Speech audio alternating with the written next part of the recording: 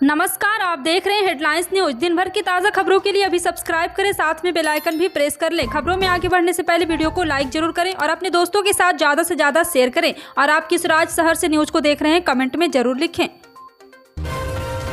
रंगों का महापर्व होली आज देश भर में धूमधाम से मनाया जा रहा है। कोरोना के कारण 2 साल बाद बिना पाबंदी के होली मनाई जा रही है। मुख्यमंत्री भूपेश बघेल भिलाई 3 अपने निवास स्थान में कार्यकर्ताओं और आमजन के साथ होली खेली। इस दौरान पूरा माहौल उत्साह से सरोवर में डूबा रहा। सभी ने एक मुख्यमंत्री भूपेश बघेल को रंग गुलाल लगाकर होली पर्व की बधाई दी। मुख्यमंत्री के निवास पर बड़ी संख्या में कार्यकर्ता और आमजन पहुंचे। और आपको बता दें कि मुख्यमंत्री भूपेश बघेल ने प्रदेशवासियों को रंगों के पर्व होली की बधाई और शुभकामनाएं दी है।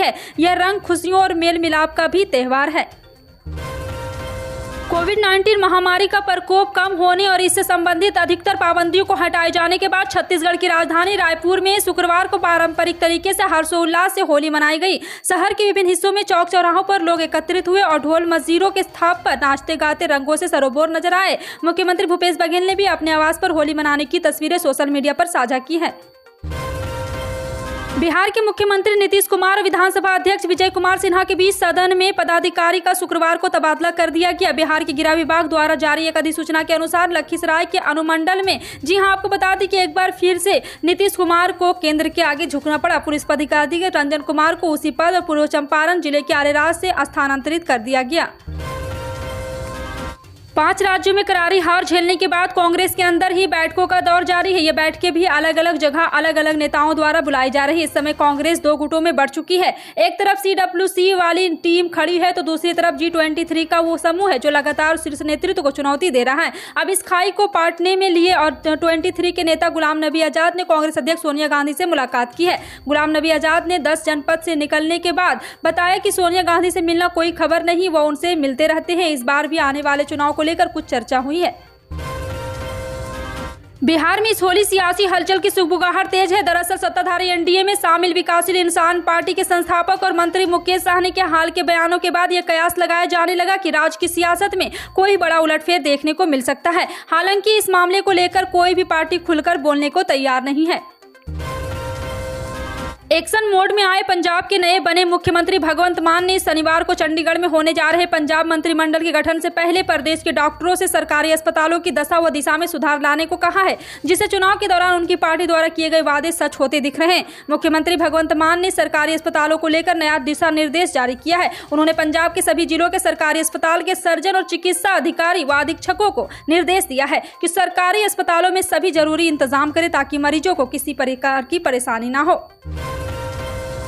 कांग्रेस पार्टी में मंथन जारी है और इसी बीच हाल ही में हुई कांग्रेस कार्य समिति की बैठक में सोनिया गांधी ने कहा कि वो पार्टी के हित में किसी भी त्याग के लिए तैयार है, जिसके पास CWC में शामिल कांग्रेस नेताओं ने उनके नेतृत्व में भरोसा जताते हुए उनसे आग्रह किया कि संगठनात्मक चुनाव संपन्न होने तक वह पद पर बनी रहे। इसके बाद सोनिया गांधी भारतीय राष्ट्रीय कांग्रेस अध्यक्ष पद पर बनी हुई है। उस बैठक में प्रियंका गांधी ने यूपी चुनाव को लेकर बहुत कुछ कहा। प्रियंका गांधी ने CWC की बैठक में कहा कि जिन नेताओं को उत्तर प्रदेश में चुनाव प्रचार के लिए बुलाया गया वो नहीं आए, सिर्फ सचिन पायलट ने चुनाव की पार्टी के लिए काम किया। प्रियंका गांधी ने आगे कहा कि मैं सचिन पायलट, भूपेश बघेल, दीपेंद्र हुड्डा का धन्यवाद करती हूं जिन्होंने पूरे विधानसभा चुनाव में पार्टी का सहयोग किया।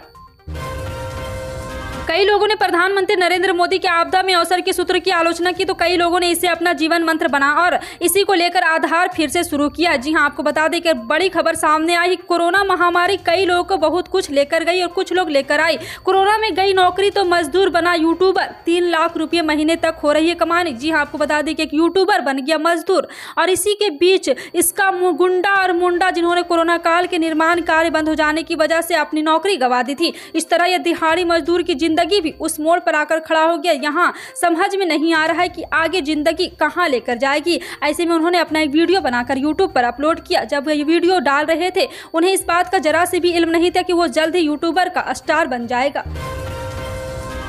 बीजेपी को विधानसभा चुनाव में प्रचंड बहुमत मिलने के बाद कई दिनों से मंत्रियों को लेकर मंथन चल रहा है। सूत्रों का दावा है कि दिल्ली में उप मुख्यमंत्री सहित पूरी कैबिनेट तय हो चुकी है, महज औपचारिक ऐलान होना बाकी है। जानकारी के मुताबिक केशव मौर्य फिर से डिप्टी CM बनेंगे। वहीं दिनेश शर्मा को संगठन भेजने का प्लान तैयार कर चुका है। यही नहीं, योगी मंत्रिमंडल में जो पुराने चेहरे जीते हैं उन्हें फिर से मंत्री बनाया जाएगा। वहीं वरिष्ठ नेताओं की बात करें तो एक बार फिर से जनता ने अच्छे और सही कार्य किए हैं।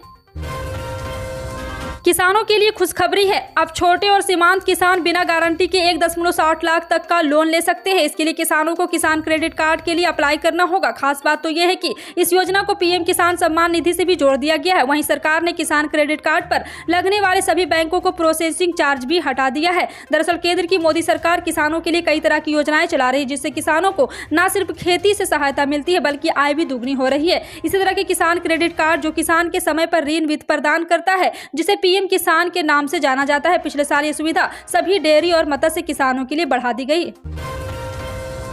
देश में द कश्मीर फाइल्स फिल्म को लेकर लोगों में कई तरह के विचार पैदा हो रहे हैं। कश्मीर घाटी से 1990 के दशक में कश्मीरी पंडितों के पलायन के मुद्दों पर आधारित फिल्म द कश्मीर फाइल्स को लेकर बहस का सिलसिला जारी। इस फिल्म को लेकर जब अभिनेता नाना पाटेकर से पूछा गया तो उन्होंने कहा है कि यह देश हिंदुओं और मुसलमानों दोनों का है और उनके लिए एक साथ रहना आवश्यक है और उन्हें साथ मिलकर रहना चाहिए। यदि दोनों ही समुदाय के बीच विभाजन हो रहा है तो ये ठीक नहीं है। इमरान खान सरकार के लिए बुरा वक्त शुरू हो चुका है और वो चंद दिनों की मेहमान है। यह दावा सरकार में शामिल पाकिस्तान मुस्लिम लीग कायद के चीफ चौधरी परवेज इलाही ने किया है। इलाही ने कहा है कि मैं मानता हूं कि यह सरकार 100% मुश्किल में है और अब इसे बचाना बहुत मुश्किल है। अगर प्रधानमंत्री खुद जाकर अपने सांसदों को मना लेते हैं तो शायद सरकार कुछ दिन चल जाए, वरना इसका गिरना तय है। पाकिस्तान में विपक्ष इमरान सरकार के खिलाफ नो कॉन्फिडेंस मोशन ला चुका है। इस पर 28 मार्च को वोटिंग होनी है। तमाम मीडिया से इस तरह की खबरें हैं कि इमरान की पार्टी पाकिस्तान तहरीक इंसाफ के यानी कि पीटीआई के करीब 18 से 20 सांसद अपने ही सरकार के खिलाफ वोटिंग करने वाले हैं। उत्तर प्रदेश में बाराबांकी के देवा शरीफ में होली के दिन भारत की उस सोच की तस्वीर नजर आती है जिसमें हिंदू मुसलमान सिख सब एक रंग में रंगे नजर आते हैं। हाजी वारिस अली शाह की दरगाह पर होली गंगा जमुनी तहजीब के साथ आपसी भाईचारे की एक बड़ी मिसाल पेश करती है, जिसमें नफरत के रंग की कोई जगह नजर नहीं आती है। यहाँ होली मनाने के देश भर से एक हर तरह के मजहब के लोग पहुँचते और एक साथ होली का त्यौहार मनाते हैं। यहाँ जाति धर्म की सारी सीमाएं से हटकर भाईचारा दिखाई देता है। हाजी वारिस अली शाह की दरगाह पर खेली जाने वाली होली में उनके संदेश जो रब है वही राम है की पूरी झलक दिखाई देती है। करीब 100 साल से ज्यादा समय से इस दरगाह में होली दिखाई और मिलाई जाती है। हाजी वारिस अली की मजार का निर्माण उनके हिंदू मित्र राजा पंचम सिंह ने कराया था। दिल्ली में नगर निगम चुनाव पर राजधानी में सियासत पूरे जोर पर है। पंजाब विधानसभा चुनाव में ऐतिहासिक जीत दर्ज करने के बाद आम आदमी पार्टी का पूरा फोकस दिल्ली एमसीडी चुनाव पर है। दिल्ली की सड़कों पर आम आदमी पार्टी ने अपनी नीतियों को लेकर लोगों को जागरूक करने का जिम्मे उठाया है। सड़कें कई तरह से पोस्टर से पटी हुई है और कोशिश यही है कि इस बार एमसीडी चुनाव में आम आदमी पार्टी जनता का दिल जीत सके। हालांकि आपकी तरफ जीत की उम्मीद लगाए बैठी है तो वहीं चुनावी तारीखों को टाले जाने के बाद पार्टी को झटका लगा। पार्टी के छोटे कार्यकर्ता से लेकर बड़े नेता तक भाजपा को इसका जिम्मेदार मान रहे हैं। केंद्र सरकार की प्रमुख उज्ज्वला योजना के तहत मुफ्त एलपीजी सिलेंडर का वितरण केवल हिंदू समुदाय के लोकप्रिय त्यौहार जैसे होली और दिवाली पर वितरित किए जाने का कोई धार्मिक कनेक्शन नहीं होगा। इसके बजाय यूपी सरकार ने 2 अवधि के बैंड जनवरी से मार्च और अक्टूबर से दिसंबर तक तय करने का फैसला किया है। जब राज्य में और 1.65 करोड़ से अधिक लाभार्थियों को छूट दी जाएगी। मार्च के बाद लगभग 15 करोड़ आर्थिक रूप से कमजोर लोगों को मुफ्त राशन वितरण की योजना का विस्तार करने की राज्य सरकार की योजना के बीच विकास आया है। राज्य सरकार के सूत्रों के मुताबिक साल में 2 बार एलपीजी सिलेंडर देने वाली योजना के लागू होने पर सालाना करीब 4,000 करोड़ रुपए का खर्च आएगा।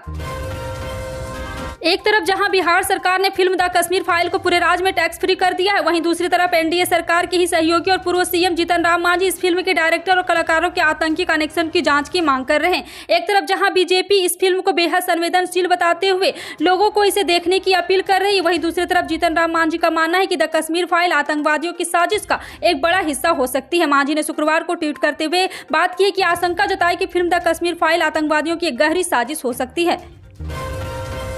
होली की जश्न के बीच एक बार फिर से कोरोना ने चिंता बढ़ा दी। दरअसल मृतकों की संख्या में बढ़ोतरी देखी जा रही। स्वास्थ्य मंत्रालय द्वारा जारी शुक्रवार के आंकड़े के अनुसार बीते 24 घंटों में कोरोना के 2,528 मामले सामने आए हैं। इस दौरान 149 लोगों की मौत हो गई, जो कि कल की तुलना में 89 अधिक है। हालांकि राहत की बात यह है कि देश में अब केवल 29,181 सक्रिय मामले ही बचे हैं। सक्रिय मामलों में भारी कमी का मतलब है कि कोरोना संक्रमित मरीज तेजी से स्वस्थ हो रहे हैं। वहीं अब तक स्वस्थ होने वाले कुल मरीजों की संख्या 4.24 करोड़ हो गई है। वहीं पूरे देश में महामारी की शुरुआत से अब तक कुल 5,16,281 लोगों की मौत हुई है।